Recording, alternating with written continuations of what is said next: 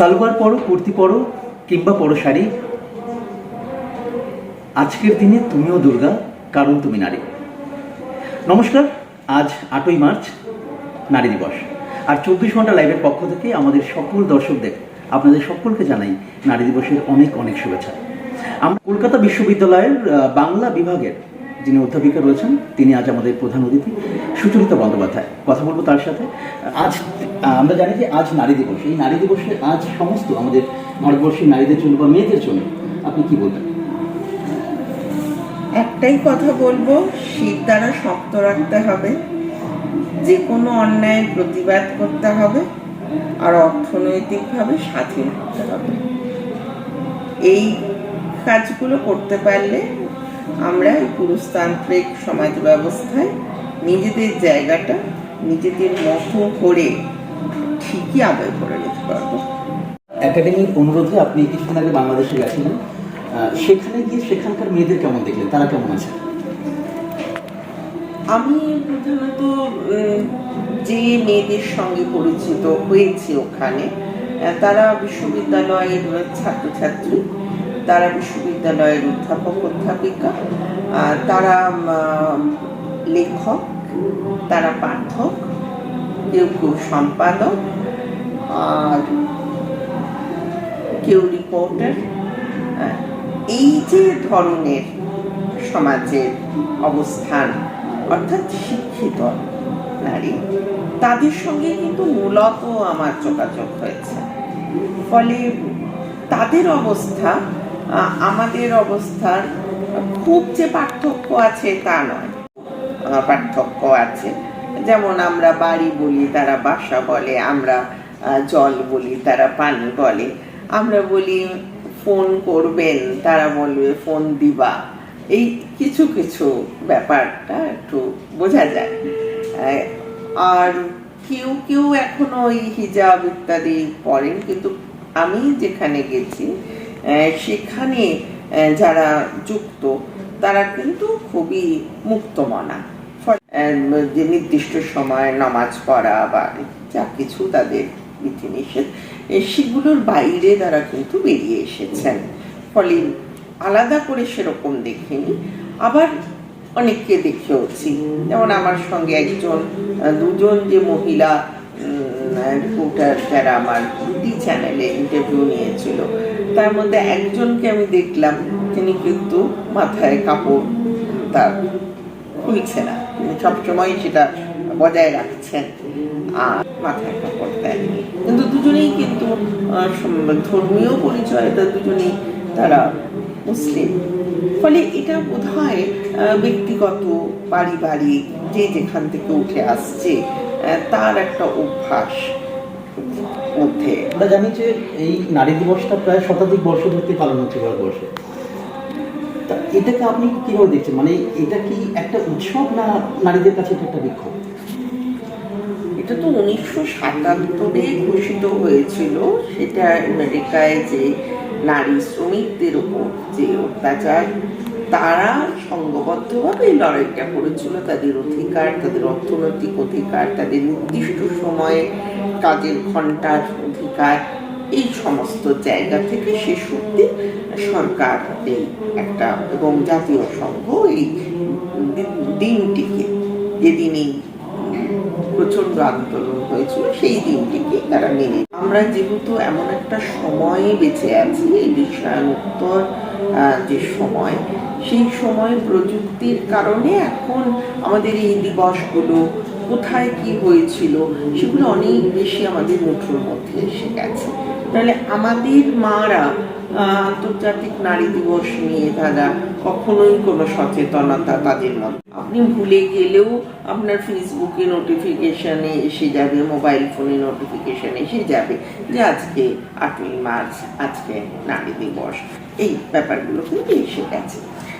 এবং এই যে 8ই মার্চ নারী দিবস, সেদিন আমি আমার চারপাশে যে নারীরা আছেন, বিভিন্ন সম্পর্কে, বান্ধবী হতে পারেন, প্রেমিকা হতে পারেন, স্ত্রী হতে পারেন, মা হতে পারেন, শাশুড়ি, সন্তানও মানুষ করতে পারেন ঠিকঠাক ভাবে। আবার আমি বাইরের পৃথিবীতে কোনো একটা বড় কোম্পানির ভাইস চেয়ারম্যান হতে পারে। কিরণ বেদিরও মেয়ে আছে, তিনিও মেয়ে মানুষ করেছেন। আমাদের সময় প্রযুক্তি ছিল না, এত খবরের কাগজে পড়তাম কিরণ বেদির কথা। তা এই ইন্দিরা গান্ধী, তিনিও এই সন্তান জন্ম দেওয়ার যে ধকল, আমি অনেক কাজের সঙ্গে যুক্ত থাকি। আমার ইচ্ছে করে তাই আমি যুক্ত থাকি। আর যদি আমার ইচ্ছে না করতো তাহলে আমি মনে করতাম যে আমার শুধু সিলেবাস শেষ করাটা কাজ, আমার প্রশ্ন করে দেওয়া কাজ, আমার খাতা দেখে দেওয়া কাজ, দ্যাটস অল। এরকম প্রচুর মানুষ আছে, কিন্তু আমার ইচ্ছা করে যে আমি আরো কিছু করি। মানবিক শিক্ষাগুলো, সেগুলো কিন্তু আমাদের বাড়ি থেকে আসে, শিকড় থেকে আসে, সেগুলো আমাদের মায়েরা শিখিয়েছে। তাই আমার মতে কোনো কাজ ছোট নয়, আর আমরা সব করতে পারি ইচ্ছে থাকলে। আমি যেমন এই ক্লাস করে আমি ইউপিএসসির সঙ্গে যুক্ত, আমি বারবার পাই। আমাদের পিছনে কিন্তু আমাদের মায়েরা আছে, আর আমাদের মারা, আমরা যে প্রজন্মে আছে, আমাদের মারা তারা কিন্তু চাকরি করতেন না, তারা একেবারেই হাউসওয়াইফ ছিলেন, কিন্তু তারা শিখিয়েছেন, সহ্য করতে শিখিয়েছেন, ভেঙে না পড়তে শিখিয়েছেন, লড়া করতে শিখিয়েছেন, সততা শিখিয়েছেন। এই যে শিক্ষাগুলো, এই পুঁথিগত শিক্ষার বাইরের যে শিক্ষা, দুপুরবেলা খাওয়ার পরেও যদি অতিথি আসে আবার ভাত বসাতে হবে। দেখেছি মা কাকিমাদের কোনো বিশ্রামের সময়। ফলে সেই কাজটাও কিন্তু ছোট নয়, তারা আমাদের তৈরি করেছেন। ভাষার সমস্যা হতে পারে, তাহলে ভাষার জায়গাটাও আমাকে একটু দখলে আনতে হবে। অর্থাৎ যে যেখানে কাজ করছে সেই কাজটাই যোগ্য হয়ে উঠতে হবে তাকে, এবং সেই যোগ্যতা অর্জন করতে হবে শ্রমের।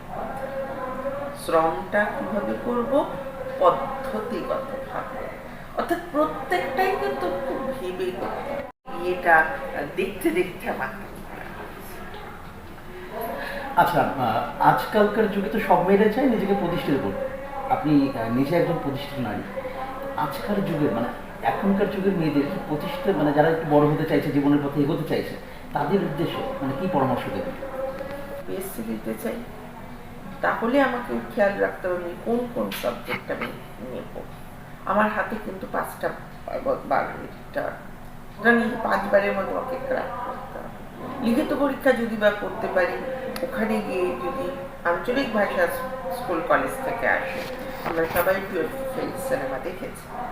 পরে আমার স্কুলে শিক্ষকতার জন্য আমার কিছু নির্দিষ্ট ডিগ্রি দরকার, কলেজে যেতে গেলে আমার পিএইচডি দরকার, নেট সেট দরকার। তাহলে আমার ওই গোলগুলো কিন্তু মাথায় খুব পরিষ্কার থাকা দরকার, যে এটার পর এটা, এটার পর এটা।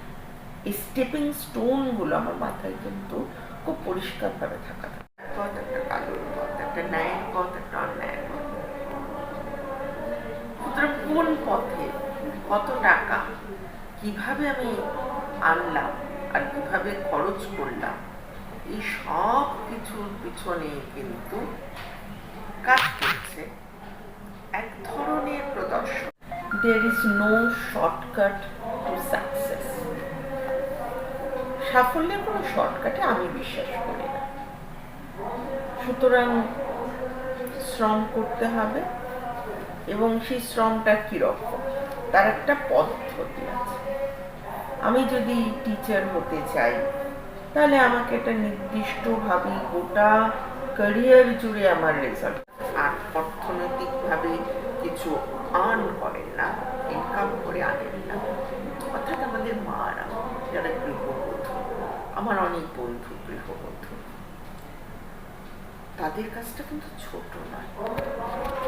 তাদের কিন্তু ছুটি নেই, কোনো আর্ন লিভ নেই, কোনো ক্যাজুয়াল লিভ নেই, কোনো এই ঘন্টা থেকে এই ঘন্টা আমার কাজ হয়ে গেছে, এরপরে কিন্তু আর আমরা সব সময় রয়েছি একটা সেরিমোনিয়াল অ্যাটিটিউডের মধ্যে। এইখানে উপযোগ সর্বস্বতা, আনুষ্ঠানিকতা, এইগুলো আমাদের মধ্যে আছে।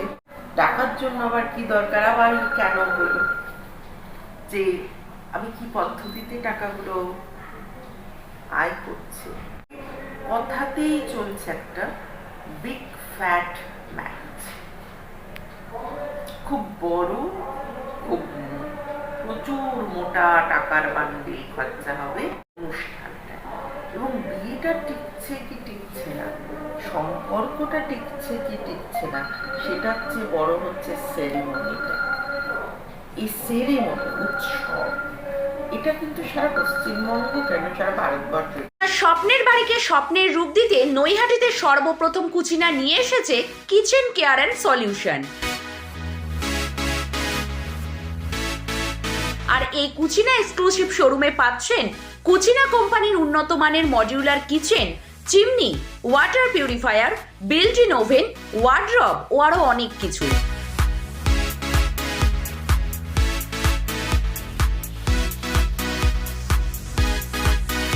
88/1 আরবিসি রোড, নৈহাটি এক্সিস ব্যাংকের ঠিক বিপরীতে এই কুচিনা এক্সক্লুসিভ শোরুমে পাচ্ছেন মাত্র 1 টাকার ডাউন পেমেন্টের সব রকম কেনাকাটার সুবিধা। Cucina the kitchen expert, kitchen care and solution, 88/1 RBC road, Naihati Axis ব্যাংকের ঠিক বিপরীতে।